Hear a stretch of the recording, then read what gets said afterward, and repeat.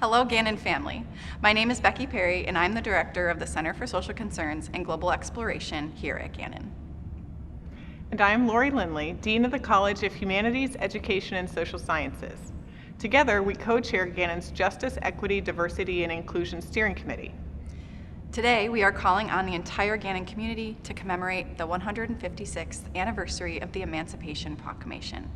This day, Juneteenth, is also known as Freedom Day and marks a celebration across the United States proclaiming freedom from slavery. This is also a day reminding us of the importance of continued education about our history and awareness of the impact of that history on Black Americans today. We invite you to share with us how you and your family are honoring and celebrating today. But first, we have a brief history lesson of Juneteenth from Dr. Jeff Bloodworth and a special message from Dr. Paris Baker. Thank you for joining us and commemorating this day with the Gannon family. Hello.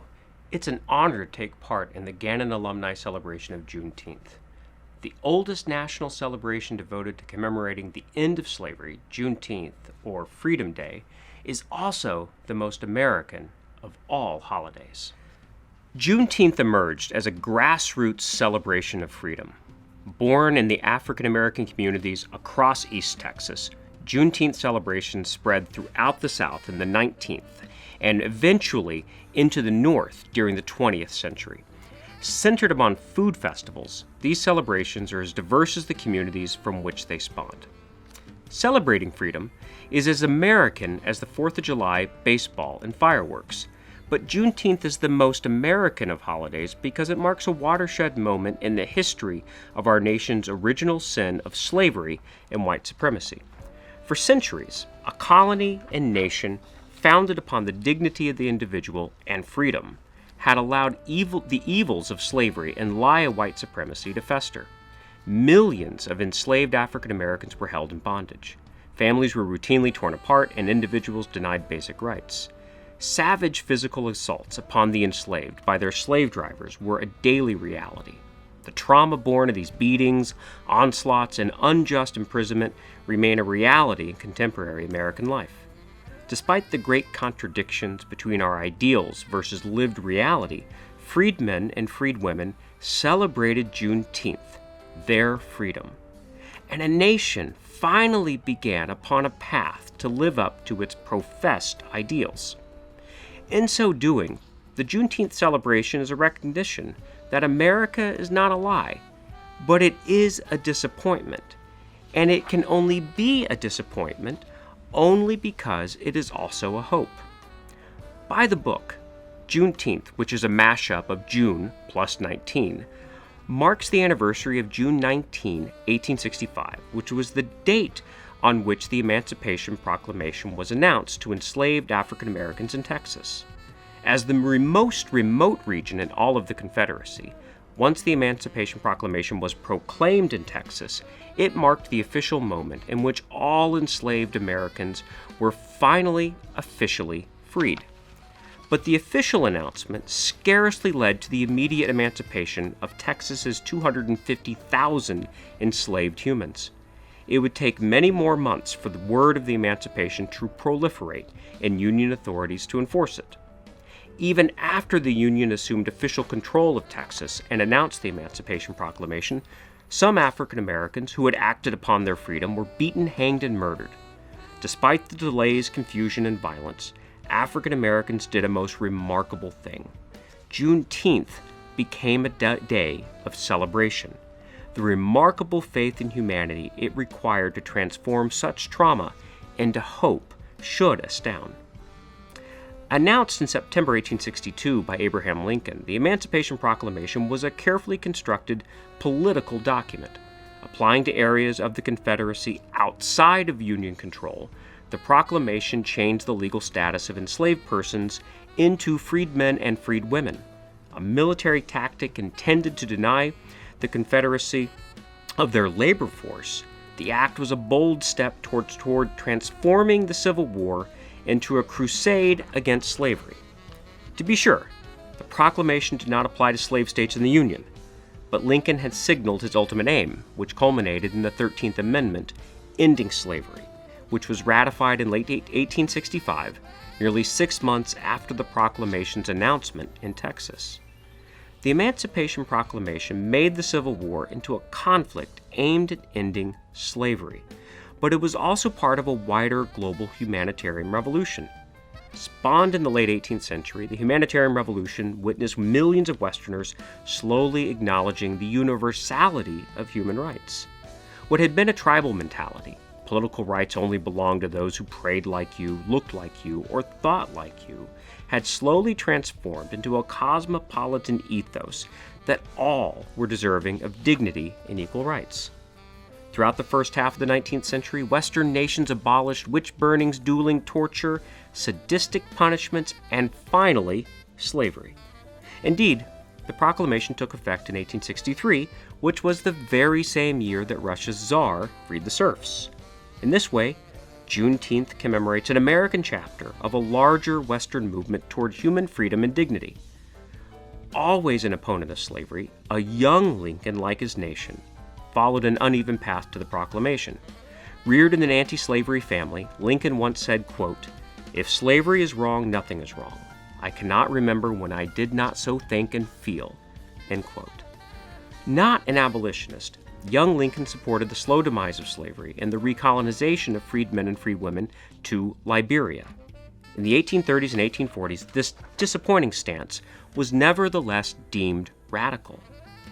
But in his presidency, Lincoln demonstrated a remarkable capacity for growth on this issue. Early in his presidency and the Civil War, Lincoln simply sought to save the Union, not end slavery. The Emancipation Proclamation changed that calculus. When news of the bravery of African American soldiers fighting for the Union moved white Northern opinion against slavery, Lincoln leapt at the opportunity. Stunning abolitionists who had always been critical of him, Lincoln transformed the war into a battle to eradicate slavery and then to protect the rights of freedmen and freed women. This revolution in war aims was a daring gambit. Folks forget that Lincoln's victory in the 1864 election was never a foregone conclusion. Running against a former general and chief of the Union Army who was pro-slavery, Lincoln made the continuation of what was by then an unpopular war to end slavery the central plank of his re-election. Had he lost that election, his opponent would have sued for peace and probably had allowed Southern states to rejoin the Union with slavery still intact. So sure he was going to lose, Lincoln went so far as to write a concession speech. Due to a string of late Union military victories before the election, Lincoln's stance gained popularity and he was reelected by a wide margin. Months later, he was assassinated. He did not live to oversee Reconstruction. Due to his leadership, Republicans were able to pass the 13th, 14th, and 15th Amendments to the Constitution, which abolished slavery, established birthright citizenship, and prohibited discrimination in voting rights based upon race. But Reconstruction, or the Northern attempt to rebuild Southern society that also protected the rights of freedmen and freed women, ended in the mid-1870s due to a concerted campaign of white Southern violence against African Americans and Union officials. Juneteenth was born in these difficult years of Reconstruction. What is even more remarkable is that Juneteenth celebrations continued beyond the era of Reconstruction. From 1876 through the mid-1960s, African American communities commemorated the eradication of slavery, even as a new system of Jim Crow and segregation held them in a bondage that lie between slavery and full citizenship. Enforced by domestic terrorists, along with state and local police, Jim Crow and segregation spread throughout the South and into the North. Jim Crow and segregation were enforced by the threat of racialized violence. If African Americans broke the written and unwritten rules of segregation, their dignity, livelihoods, and very lives were at threat. From 1877 to 1968, historians estimate that at least 4,000 were lynched in the South for the crime of not tipping your hat to a white man, standing your ground in business negotiations, and simply being too economically successful. Recently, social media has publicized the racial pogrom perpetrated by angry whites against Black Wall Street in Tulsa, Oklahoma. Over the course of 2 days, May 31st and June 1st, 1921, white Oklahomans destroyed 35 square blocks of what was then the wealthiest black community in the United States. Murdering dozens and hospitalizing hundreds, the Tulsa Race Massacre is a high-profile example of racial pogroms, large and small, perpetrated against African Americans for nearly a century after the eradication of slavery. Throughout this terrible period of American history, African Americans continued to celebrate Juneteenth. Blessedly, the Civil Rights Revolution of the 1960s led to the demise of Jim Crow and segregation, but the legacy of state-sanctioned violence against African Americans endures. Indeed, the murders of George Floyd, Ahmaud Arbery, and Breonna Taylor are ever-constant reminders of our nation's original sin and our unsteady path toward living our highest ideals. Despite this ugly reality, Juneteenth celebrations have endured. We know that our celebration of freedom is colored by our disappointment in how incomplete that freedom still is for our African American brothers and sisters. Yet we celebrate because we still believe in the hope that we will eventually realize the true freedom and equality promised to all by the founders. Juneteenth should remind Americans that our present struggle is to maintain our hard-fought gains on civil and voting rights, and to absorb our nation's difficult past. To do so, we must reconcile our founders' lofty and admirable ideals with our nation's very ugly and violent past and present. Reconciliation begins with accepting basic historical facts and truths. We can both honor the glories of the American past, storming the beaches at Normandy on D-Day, and recognize the horrors of slavery and rank injustice of Jim Crow and systemic racism. Americans can walk and chew gum at the same time. We are wholly capable of doing two things simultaneously. American history contains both the sacred and the profane. Celebrating the former is easy. Acknowledging the latter is more difficult. But Juneteenth reminds us that reconciliation begins with truth, and it begins with you and me. During your summer travels and leisure time, I'd like to suggest some accessible sources to learn more about our complicated and painful past. For those interested in the history of Juneteenth, Professor Annette Gordon-Reed's book on Juneteenth offers a history of the celebration and a memoir of an African-American historian who grew up in Jim Crow East Texas, the very region where Juneteenth was born. Ty Sidul's Robert E. Lee and Me, A Southerner's Reckoning with the Myth of the Lost Cause, offers a wider lens. The historian, retired Army general, and former department chair of the History Department at the U.S. Military Academy at West Point, has written a personal history of how the memory of the Civil War has been wholly misused and stymied truth and reconciliation. Speaking of truth and reconciliation, no American has done more to introduce the concept than Bryan Stevenson. A lawyer and founder of the Equal Justice Initiative, Stevenson's work with death row inmates was portrayed in the 2019 movie Just Mercy. For those interested in hearing Stevenson's ideas on truth and reconciliation, his TED Talk and an extended interview are available. The links for these are in the notes below. These are perfect for the lazy summer evenings, long road trips, and the respite for reflection that summer allows. Repairing the breach and ending systemic racism is every American's work. We can celebrate Juneteenth by learning more about our nation's complicated history. Thank you. And now let me introduce to you my friend and colleague, Dr. Paris Baker. Yeah, this whole notion of Juneteenth is an anomaly because we grew up like just celebrating the resiliency of being African Americans in America. My grandparents both are from the rural South, and so all the things that came with this celebration, they kind of understood, but didn't understand necessarily why we're celebrating Juneteenth.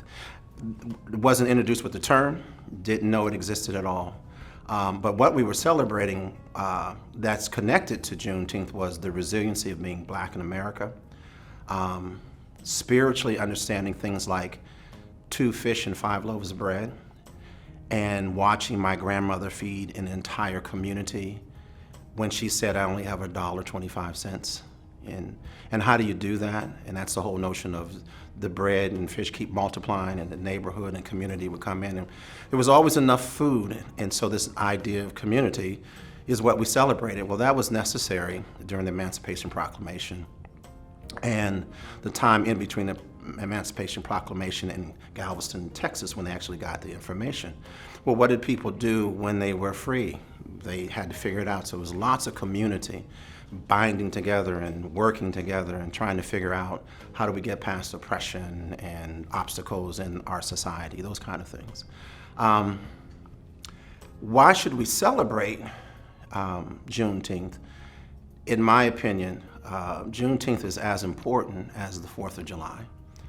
When you think about America's history, the Revolutionary War, and why we celebrate that independence, our greatest conflict happened over race in the Civil War. And Juneteenth should be important to all Americans because it took all of America to overcome that conflict. And so we should be celebrating the same things that we're celebrating in our community with my family. The resiliency of African Americans is also the resiliency of our nation to overcome issues of race and segregation and all the things that came with that conflict. It really makes us who we are. Unfortunately, I think because we have not had a full closure to the event, there are some folks who still are fighting the same fight in the Civil War. The idea that you would hold up a Confederate flag, which was the symbol of treason, I think is because there was no clear declaration that this war is over. And I think if you celebrate Juneteenth like we celebrate the 4th of July, that the conflict of the Civil War and all the issues connected to race, whether it happens or not, it's the idea that we're going to mark a moment that this conflict is over. I think helps Americans to understand the same colors that are in our American flag, which are in the Confederate flag, also represent this idea of Juneteenth, that we are all Americans, that we all contribute to the greatness of our nation, that our diversity is absolutely important to who we are and what we do. And therefore, by the virtue of being American, we should celebrate Juneteenth. And we should have the same response to folks who say it's unpatriotic to sit during the national anthem. We should have the same response, that it's unpatriotic to not celebrate Juneteenth because it's that important to who we are and where we came from.